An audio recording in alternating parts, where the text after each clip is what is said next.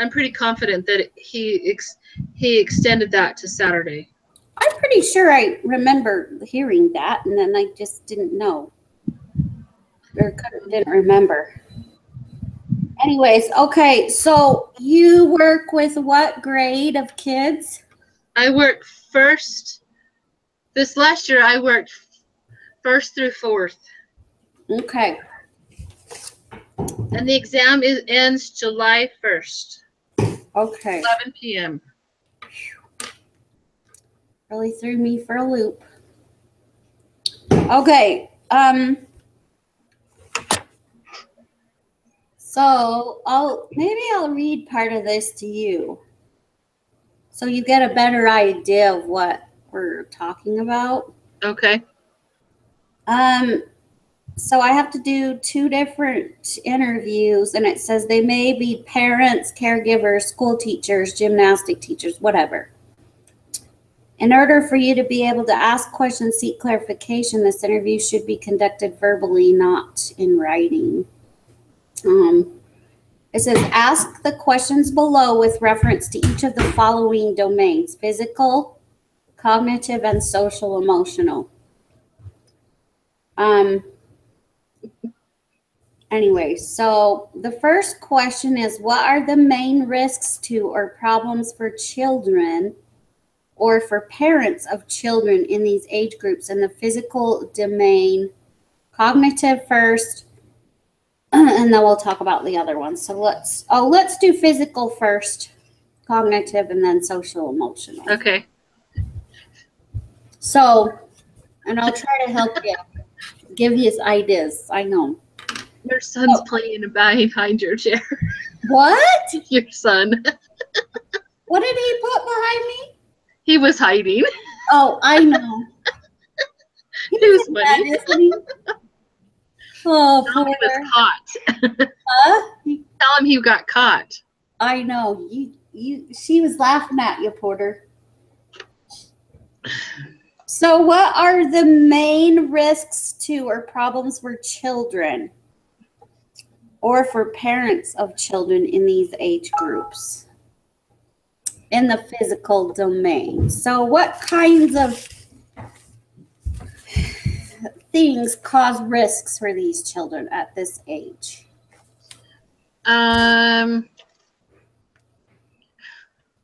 Not thinking things through when they try something. I don't know.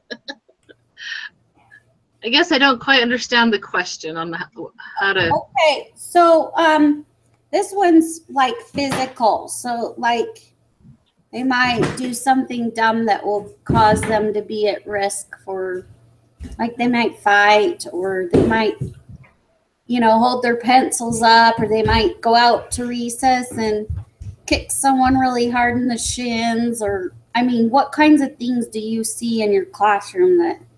Oh, I see. We see all of that. I mean, they're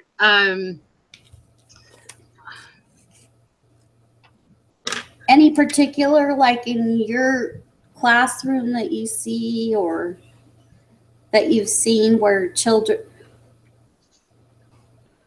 are mean to one another, and so they in the 3rd grade class, they figured out which kids they could push buttons and which ones were very quick to blow up, and so they would just make little comments or call them out in front of the classroom and kind of embarrass them a little bit. And so that was a huge thing with a couple of them, because they wanted to be good, but they would still do things not thinking a teacher would see what they're doing. Right. And so they would egg each other on until somebody kind of blew their top. Did they retaliate or hit someone because they? Once in a while, yeah, it would happen at recess sometimes. Yeah. When do you see most of the problems for kids? Physical problems, like they might be bullied. Hitting, punching. I don't necessarily see the punching and the hitting and stuff, but a lot of it's verbal. That they just go, well, he's doing this, or he's not paying attention, or you shouldn't be doing that, just because, to try to call them out in front of the whole class. So you think maybe the risks might be that kids intentionally like bully somebody to get a response out of them? I think that too, and sometimes when the teacher's gone after one of them, then they try to reflect the attention of the teacher to somebody else. Well, he's doing it worse than I am, so you need to get after him. Right. And so that would be a lot of what we would see. And a lot of these kids have behavioral issues anyway. Okay. And that plays a huge part with it. Okay, so what kinds of behavioral issues are you talking about? Let's see. Is it so it's not real physical? No, it's not a lot of times physical. It's a lot of trying to deflect the attention off of them onto somebody else, whether they're doing something wrong or not, or just one little comment that they've made, and then they just blow it out of the water. So it's kind of hard to explain without seeing it. Well, blaming? Yes. Blaming. Yes. Yeah. Okay.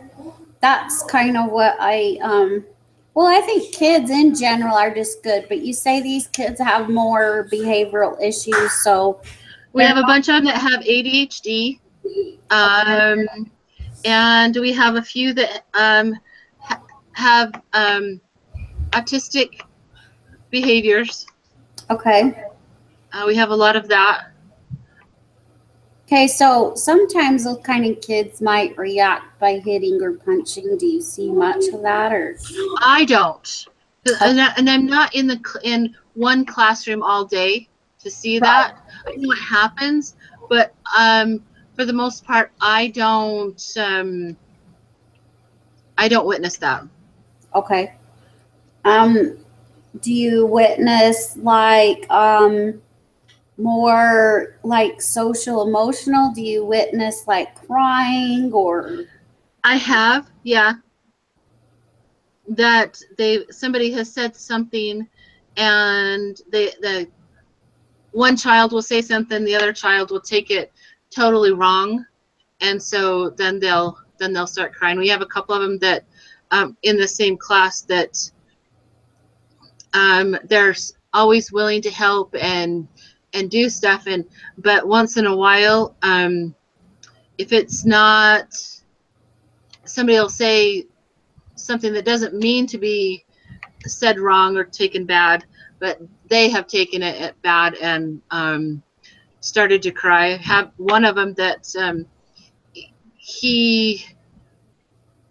his mom tells him all the time that he's really smart and he doesn't need to do any work in class. Oh. And so what people will call him, when he gets called on the carpet for something, then he gets upset and starts banging his head on the table and saying, I'm not, this isn't worth living anymore. I'm not gonna do this anymore. I'm not gonna live. I'm not going to, I don't have to do this, and in tears, and beating his head on the table, and sometimes it's like scary. Huh. So that And the teachers know about that, but I mean, and he's 7, and like 7-year-olds shouldn't be saying those types of things and not take that seriously. Okay, so that's a risk right there, because the parents may be doing something that's enabling him to not fully learn. Yeah. So that's puts him. And he has some disabilities. He is deaf, but he wears hearing aids, and he can read lips, and he can understand what you're saying. But and I think there's some ADHD there too. Mm-hmm. And I'm not positive, but because that's information that I'm not you don't have. I'm privy to have. Yeah. Okay, what are major strengths or assets that children or parents possess in the physical domain, cognitive, and the social, emotional areas? So maybe, what strengths do you see these children that help them to progress? What goes on at the school? Things they do with the children, how you teach them, how you're able to help these children. We have a excellent school counselor that this year has started with the sixth graders, teaching the sixth graders how to teach about bullying and things that can be done to counteract that. And so we see a lot of the kids when they come in when the sixth graders come in to teach that, they the kids start to open up better because the kids are closer to their age about the things that they've been bullied or what they've seen at the school. So that's been very beneficial. Because of the counselor. She's started this program with, and they go into each of the classrooms. Oh, they've done it all year, so they spend about 25 minutes, like on Friday, and talk about things that are happening within the school, not just a general idea, a general bullying or general things that are happening, but things that are happening within the school that students have talked to her about, but she's made it into a broad enough curriculum to help everybody. Okay. So that she can't sit and talk with each person. Right, but it helps. Yes. Nonetheless, whatever she's doing, that's helps those kids to know that somebody's listening, probably. Yes. And maybe trying to do something about it. I worked in a special needs, so I kind of have a lot of questions for you. So, in my special needs, they would hit and bite. Oh, huh. So we don't have that extreme of special needs. A lot of ours are behavioral, but we've had some that do bite and just to try to get away, but we don't have any that are that have severe disabilities. We don't have any severe disabilities in our school. That's okay. At the other school. So, so what other things do you have available for them to learn? So, I don't know, like special computer programs. Do you divide them up into groups and have special study sessions, one-on-one tutoring? We do have a little bit of that. They used to pull the kids out for each of their subjects that they needed the extra help with. So they were being pulled out of the classroom. This last year, our principal, who was a special ed teacher, we started what they call push-in. And so the kids stay in the classroom, but then I help those kids within the classroom with their help, with their work right then, instead of taking them away from their classroom and away from their peers to learn. Okay. So, so do they ever get one-on-one? In the class, yes. Yeah. Depending on how many kids, I will sit with each one individually, the ones that need help, but they're still in class. And if they need extra, then the special ed teacher will pull them out too. Okay, so that's we have a huge amount. I mean, we're a Title I school, right? And we have a huge number of kids that qualify for resource. Wow. I think we have about 400, well, maybe 500 kids, maybe if that. And I would say about 300 of them are resource eligible or are in it. Okay. So we have a huge number. Yeah, so that seems, are there quite a lot of teachers like you then that go in and Right. Last year I was the only, there's 2 special ed teachers full time that are there and they have the degrees. right. And then last year there was 2 of us, 2 aides. Next year we'll have a 3rd. Okay. So, and then the special ed teachers, they will take especially the math, and they will teach the math completely. Okay. So do you have like any who has the interaction with the parents? So these kids are low income, so they're even Yes. higher. Mm-hmm. And We have a lot of Hispanic too. Okay, so you've got ASL kids or ESL, what it English? Yep, we have ESL kids, we have behaviors, and we have just low income. Yep. So do they do anything for the parents? Like, how are the parents involved in those kids' schooling? Do you see a lot of non-parental? It's starting to be more of the parents coming in and helping in the classroom. Okay. And so they're not there every single day. The lower grades, yes, Mm-hmm.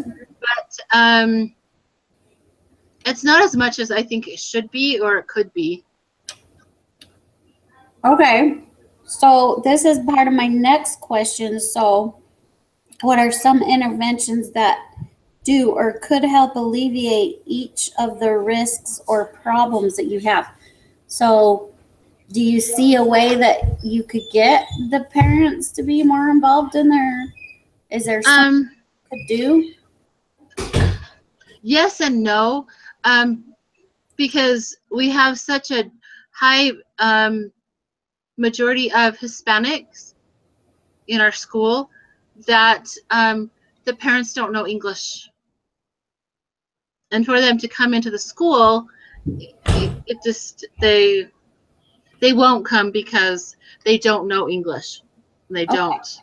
We have a hard enough time communicating with them on what goes on in the school and classrooms that I can't think of any Hispanic parents that come in on a regular basis and volunteer. Okay. I wonder, I mean, I could see maybe that what would help in this situation is some intervention in the home for the parents' families and helping them to know how to help their kids and maybe to learn the language. Mm-hmm. So maybe one of the interventions that we do have is we have this before school and after school homework help.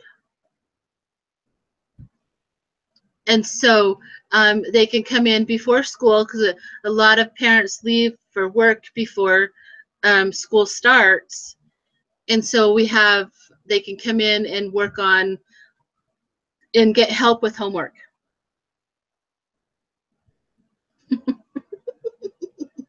they got booted outside. And so we do have an after school program from 3:30 to 5, which the first little while is homework help, and then they have at 4:30 they have essentially a daycare, after school daycare type thing. See where that? They have, we do have that. Okay, so there you go. You guys do have some really good intervention. Yeah. Helping parents in that community. So that's pretty awesome. How can awareness of children's or parents' strengths be used on forming effective interventions targeting risks or problems.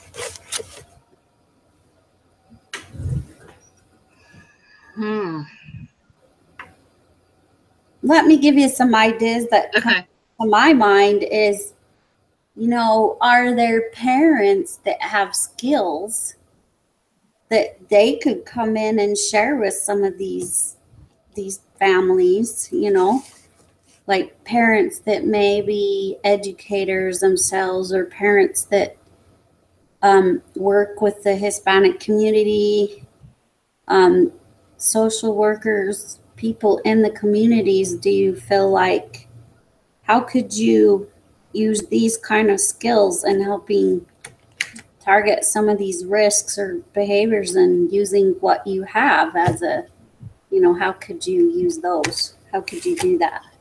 We do have some community resources that I think a lot of the Hispanic and lower income families use. Oh, I can't remember the name of it, but it's essentially to help with daycare and with they have a couple of nights where they help Hispanics to learn English and to and do those kinds of things, and helping learn how to parent their children and different things. We have a lot of Hispanic kids that the stability and discipline at school is very different than at home. So they're not getting any. I'm not going to answer it. He's going to though. So well for this interview. Okay, can you have him call back? Oh, hi, Dad. Okay, tell him you're going to have to call back. Nothing. Okay, call on my phone. Shane? Are you? Why? Call on Mom's phone. Okay, sorry. I'm so sorry. You're good. Mom's phone. I'm in the middle of this thing. Because she wants you to. Because she's in the middle of this, her meeting. Can you shut the door though, so we don't have to heat the whole outside? You don't want to cool the outside? Outside, it's like 100 degrees. We got. You don't want to cool the outside too? Oh my gosh. Okay, just answer the phone. Talk to him outside. No, not inside, outside. Okay, so that sounds really good. And I haven't been up there, but they come. It's called the Family Place, and they help provide things that they may need. But every time we have like a literacy night or back to school night or different things in the evening, they always have representatives there to help answer questions and be able to share the services that they provide and stuff. And so I think for the most part, I think it's very beneficial. That's pretty cool. I know that like when my kids were little, they had some free literacy classes. You could sign up and you get free books, and they'd show you how to teach your kids how to read and stuff like that. That would really, they had someone who could teach it in Spanish, Oh, yeah. Stuff like that would be really beneficial, but it sounds like they do a pretty good job of trying to reach out. I guess there's always room for improvement, huh? Yeah. In the schools. And sometimes the parents just won't do it. Well, I They just rely on the teachers and the people at the school to take care of it. Well, I wonder, like a Hooked on Phonics program where they come in and learn the language, just like learn how to read, and just like everyone else. I don't know. Who should be responsible, or who is best equipped to provide the necessary intervention for each of the risks or problems? Who do you think?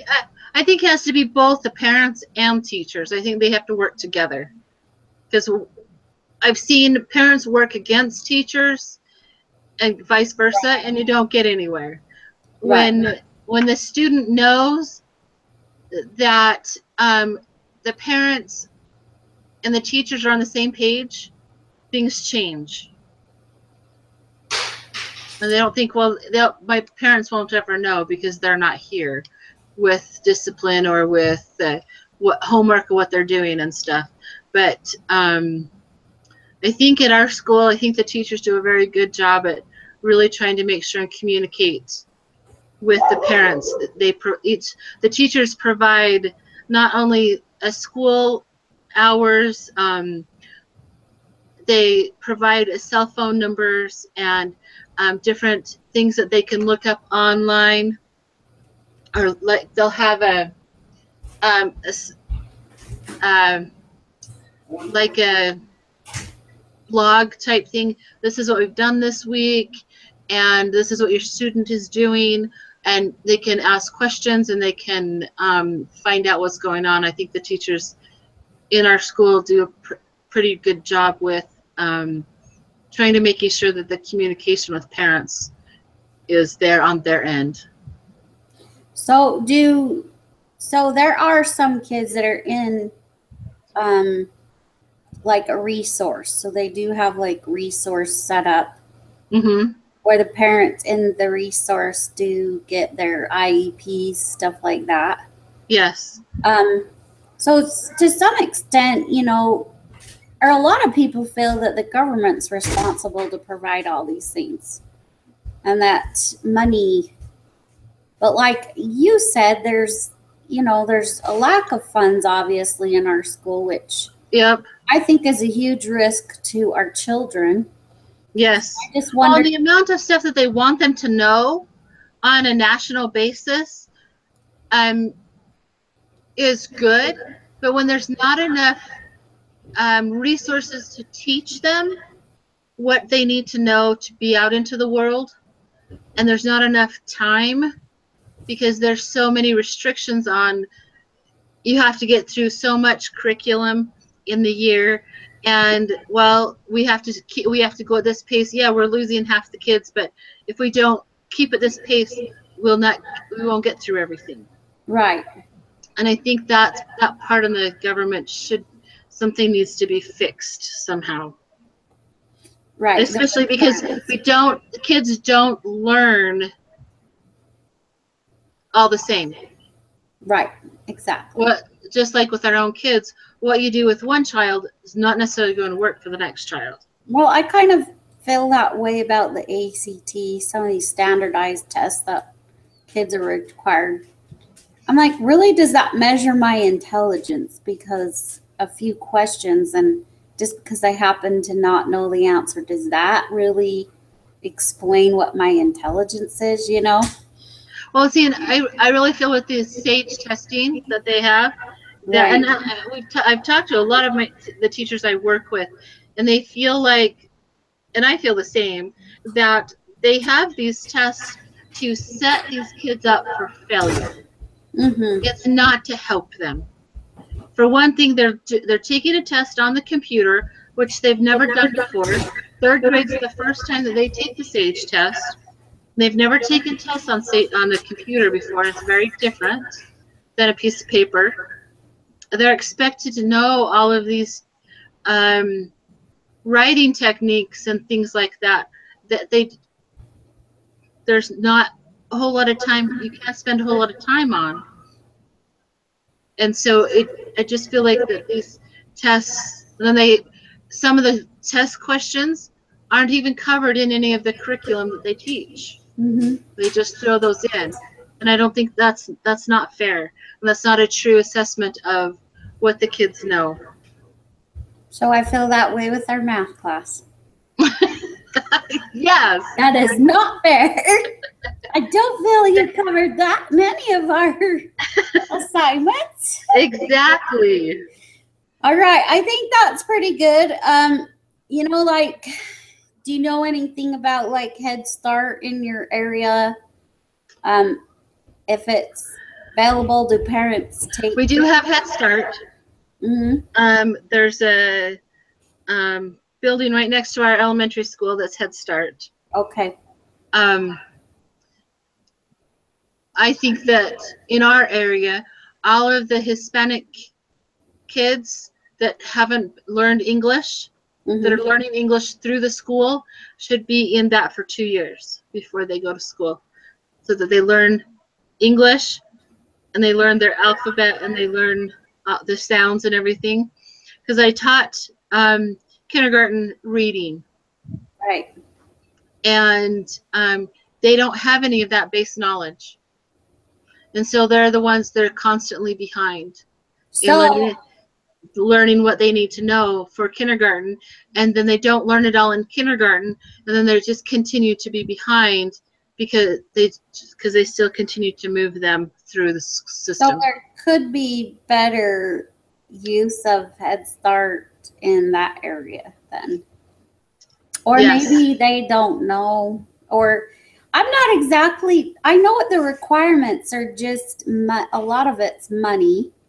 Yes. And a lot of it, definitely if you have a learning disability. So if you don't know the language, I count that as kind of a learning disability. So Oh yeah. actually surprised that they don't have a better use of, but anyways, yeah, I got lots of good information. So thank you. I think I can write up my reports. I'm good at making up stuff too. I can just fill in stuff. Well, anyways, all right. Well, okay, I'm gonna stop this and then I'm gonna set up another one for our math and then we'll do that and then we'll be done. Okay. Okay, so we just need to do the quiz, right? Yeah. Did you go through all of the answers?